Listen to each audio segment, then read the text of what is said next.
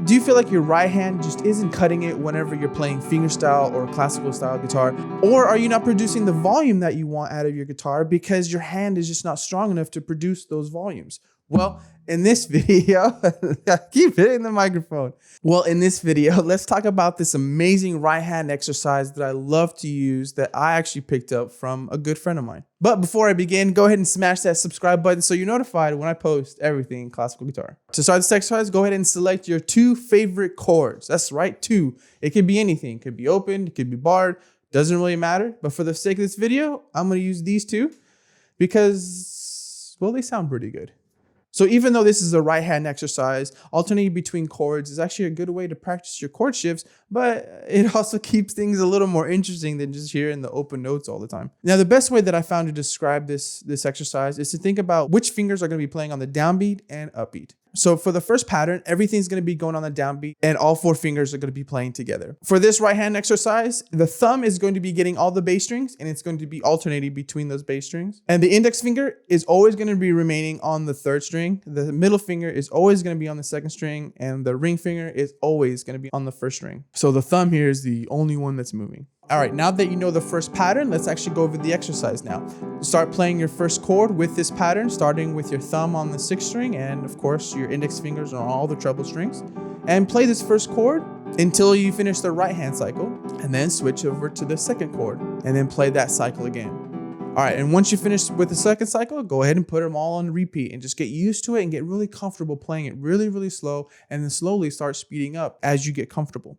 And the rest of the right hand patterns.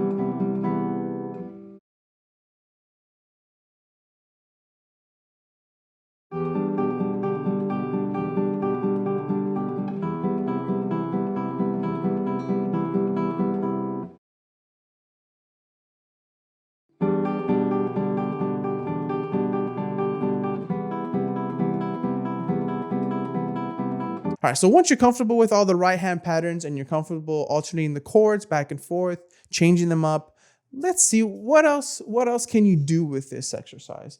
Because after a while, I don't know about you, but I get really bored after just sticking to the same exercise, put it on repeat, not changing it at all. And I always like to come up with different ways to take this exercise to the next level. So let's take it up to the next level. Some things that I like to do with this exercise is to practice my dynamics. So I always like to make sure that I can play that fortissimo or that pianissimo. And I'm really comfortable at those dynamic levels because it's so hard to play really, really loud versus really, really soft. And then of course, you can always practice your crescendos and decrescendos. Start the pattern off playing really, really soft. And whenever you start the second chord, make sure that you're at max volume, as loud as you possibly can get. And then once you finish that, start doing a decrescendo to practice gradually getting softer and softer until you get to pianissimo.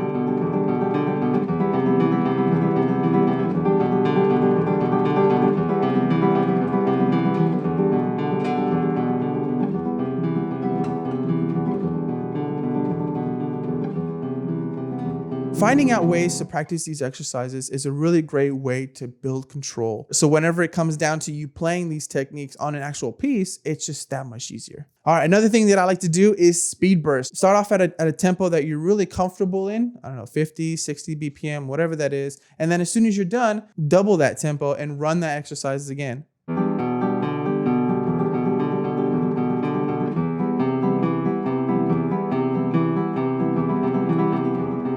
You'll be surprised on how hard speed bursts are whenever you get into some of the weirder patterns like the PM And then IA pattern. That one always gets me whenever I do speed bursts. So let me ask you, what's your go-to right hand exercise? I've noticed a lot of guitar players neglect practicing the right hand.